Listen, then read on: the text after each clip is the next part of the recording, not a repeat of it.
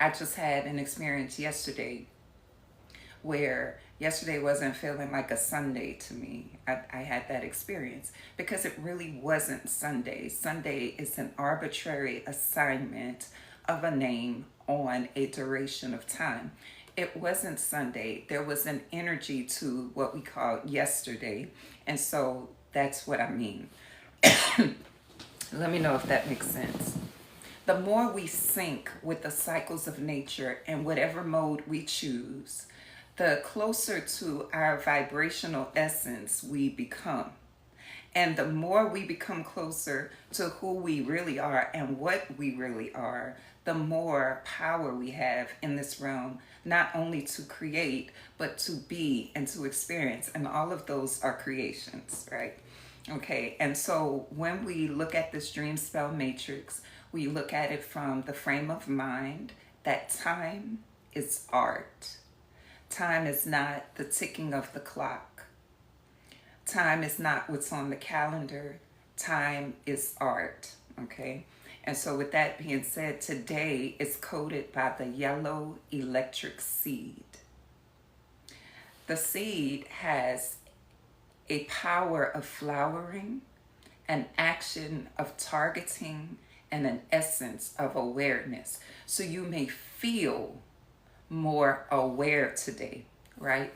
The power of today in that awareness is flowering.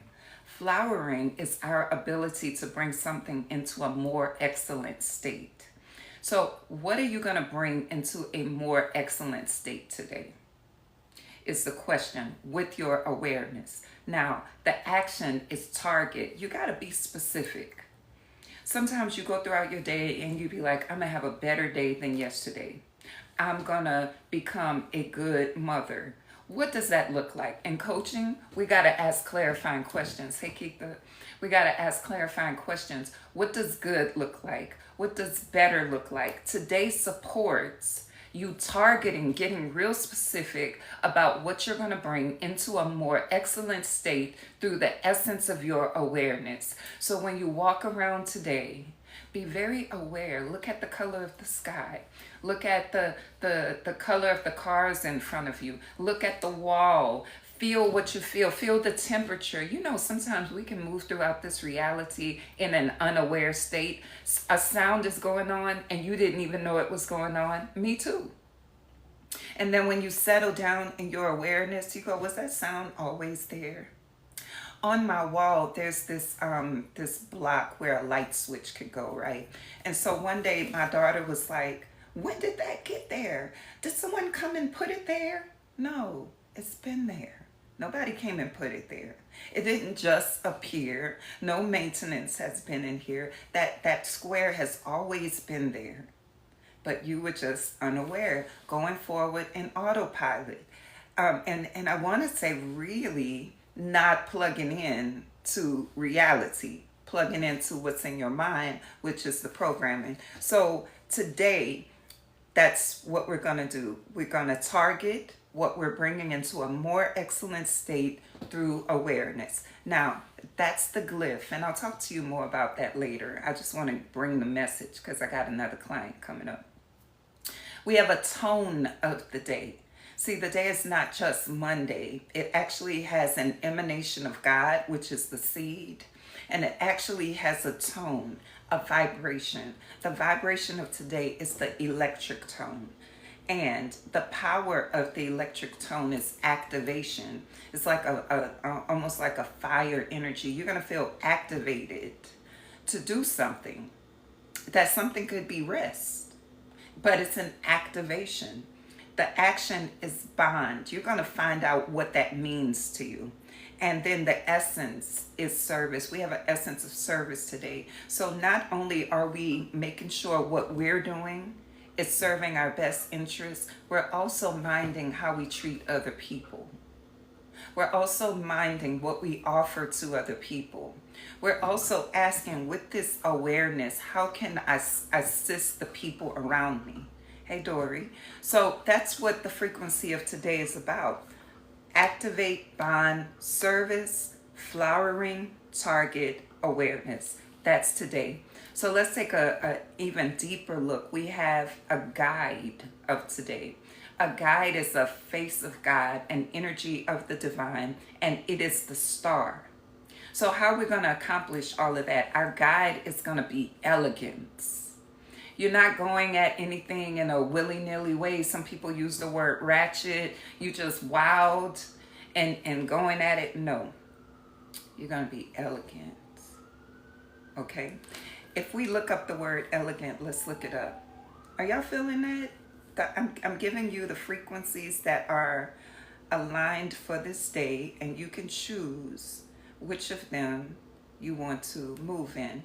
Elegance, the quality of being pleasingly ingenious and simple. The quality of being graceful and stylish in appearance or manner.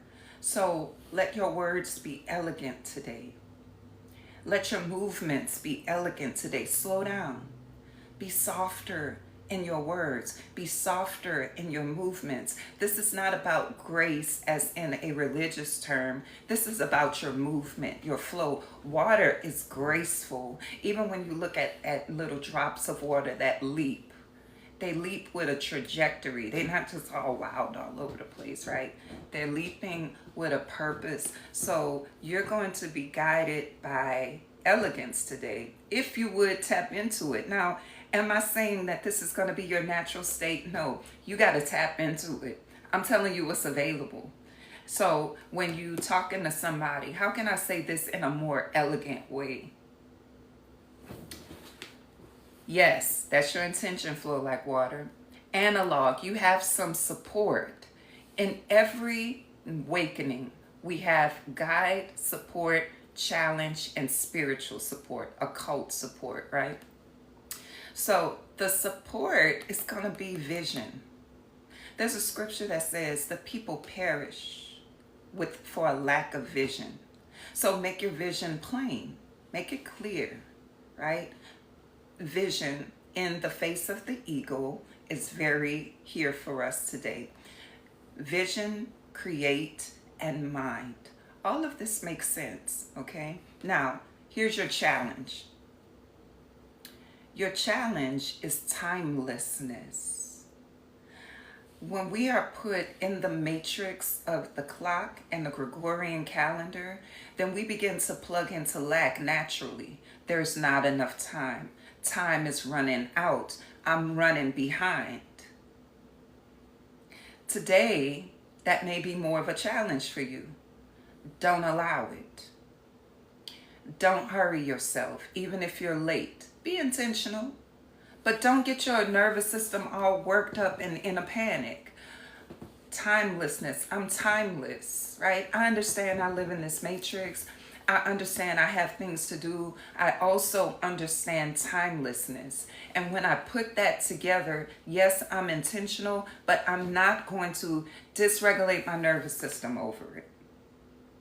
You're not running out of time, and it's not that you don't have time. You actually have time to do whatever you want.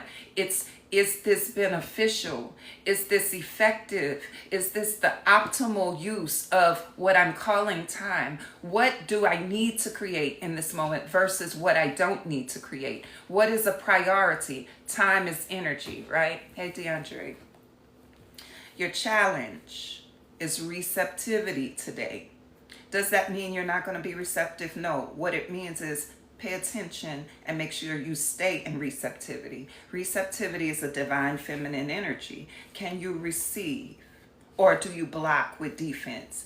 Can you receive, or do you push away? Even in a hard space, you can be in receptivity. You don't have to defend because there's no enemies outside, right? You don't have to brace. Maybe in times past you had to. But today you don't. Today it's about receptivity. How do you put yourself in receptivity? What has this come to teach me? Simple as that. What has this being come to show me? What is this making me more aware of? Because we have awareness as the essence. So there you go. Put yourself in receptivity all throughout today. What is this making me aware of? What am I now seeing that I didn't see before? What am I now knowing that I didn't know before? What am I now hearing that I didn't hear before? What am I now feeling that I didn't know I was feeling before? That's your challenge. And allow life to enchant you. That's the challenge. Sometimes we take life for granted and we take people for granted, right? And we do, oh, that's just that. Oh, it's just this. Oh, it's just that. You're not coming into a deep awareness of things, the depth of life, right? Allow the depths of life to enchant you. In your receptivity, allow the depths of life to bring to you all kinds of giftings, all kinds of beauty. And if it doesn't look too beautiful for you, you are the divine, make it beautiful. Am I saying positive thinking? No. I'm saying timelessness. Come into timelessness. Come into vision. Come into awareness and be enchanted by the way life works. Be enchanted by learning what your personal power is. Be enchanted by watching other people as other versions of you. Enchantment, receptivity, timelessness. That's a divine mother energy. Okay? And then I'm ending here. We have some support behind the veil.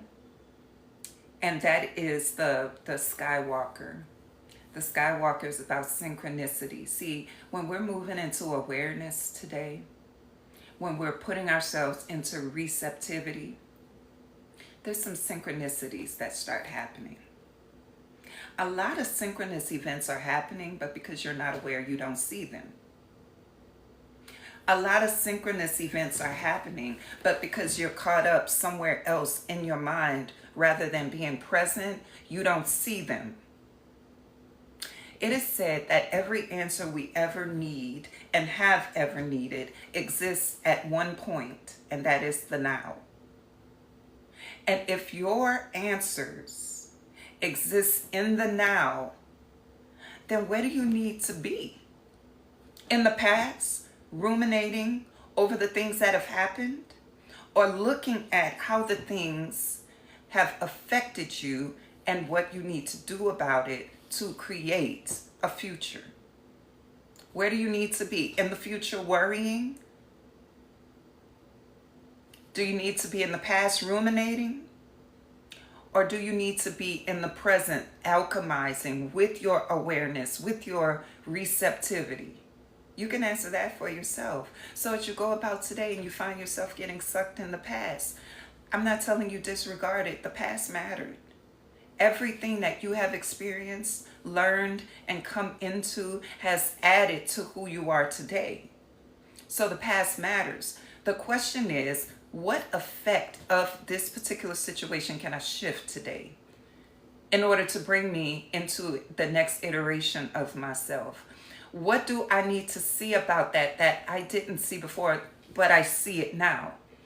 A lot of times things have happened in our past when we had a past type of mind.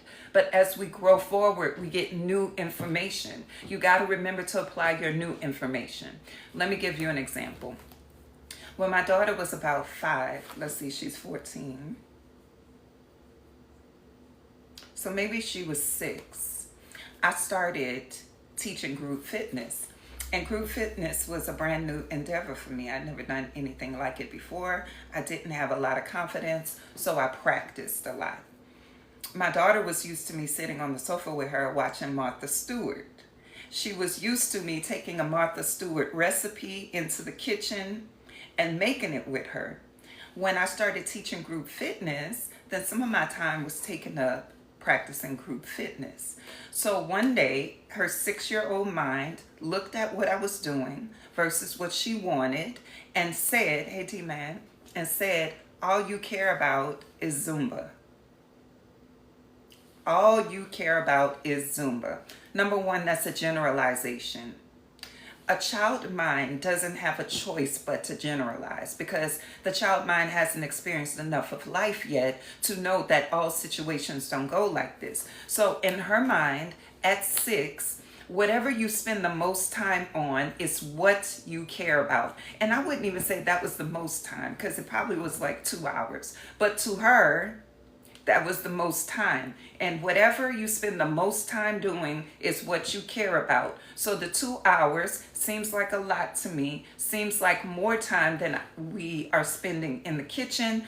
That's all you care about. Generalization.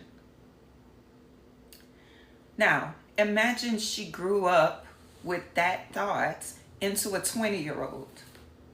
She would be telling the story of a 6-year-old, even though she's 20. She would be saying, when I was little, all my mama cared about was Zumba. She didn't care about me and my siblings. Do you see where I'm going? She would have taken that generalization she made from a 6-year-old mind and brought it into her years of 20. And then if she didn't catch it, she would bring that into her years of 30 and beyond, saying, when people don't do this that I want them to do, they don't care. She won't grow up asking for more time. Hey, mom, I know you are practicing this because you just started. I would like to spend some more time with you. Can we? She can't do that because she still has a 6-year-old mind. So a 6-year-old mind in a 20, 30, 40-year-old body sounds like this. Well, you have time to do that. And I'm sitting here. You see what that turns into? A 6-year-old mind in a 20, 30, 40-year-old body looks like, well, she don't spend time with me, I'm going to go do such and such. And when she asks me to blah, blah, blah, I'm going to say, that's what it sounds like when you have a 6-year-old mind.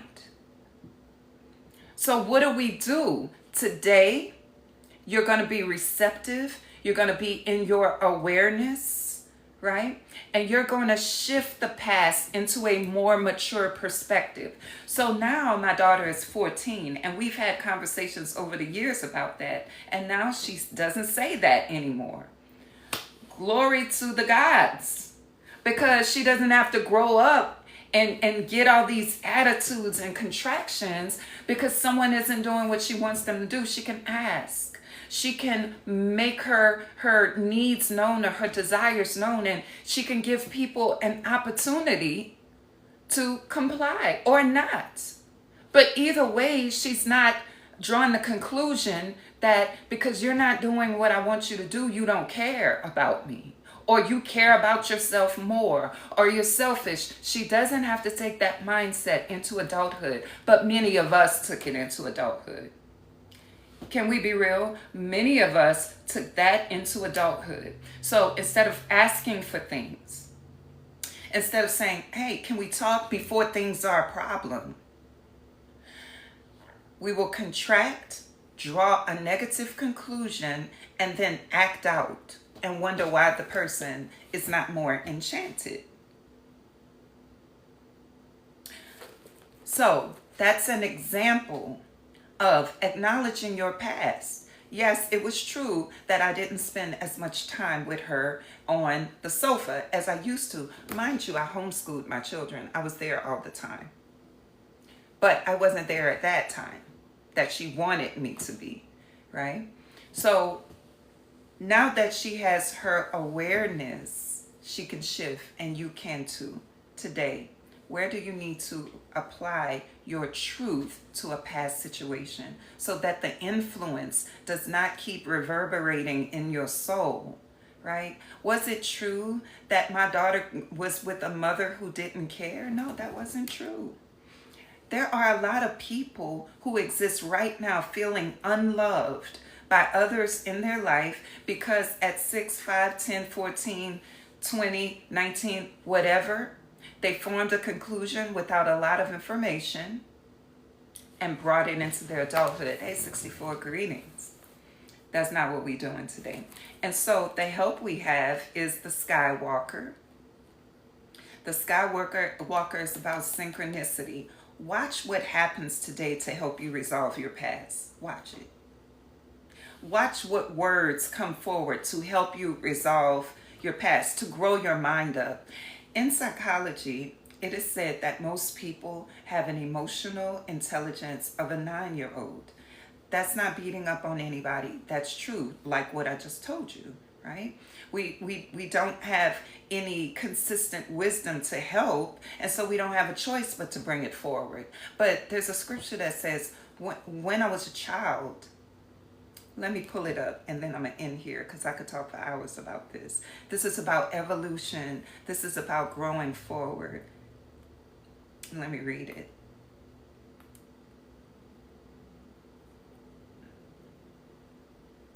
It says, this is coming from 1 Corinthians 13 and 11. When I was a child, yes, grow your mind, yeah. When I was a child, I spoke as a child. I understood as a child. I thought as a child. It says when I was. Not right now, I think like a child, I speak like a child, I act like a child. And this is not to be confused with childish. This is to be understood as thinking that is not in alignment with truth. When I was a child, I spoke like one who didn't have truth because I didn't have it. I understood as a child like one who didn't have truth because I didn't have it. I thought as a child I did not have thoughts of truth. I'm going to read that one more time. When I was a child, I spoke as a child. I understood as a child. I thought as a child. When my daughter, who is now 14, was 5, she spoke like she was 5, and she understood like she was 5, and she thought like she was 5. But here's the turning point for us. But when I became, hey, Ayan, when I became, it was a process. Became indicates a process of moving from child mind to adult mind. But when I became, I took on more truth. I added them into my perspectives. I integrated them and began to live by them. But when I did that, when I became an adult, I put away childish things. That's what we got today. 1 Corinthians 13 and 11. But when I became, and the process of becoming, guess what? It's about gathering universal truth, assimilating it into our being, living by it, becoming one with it. That is the journey of becoming, so that when I grow to this next phase, when I'm actually at the next phase, all the rest of that stuff has passed away. I don't think like that. I don't sit around saying people don't care about me because they didn't do what I wanted.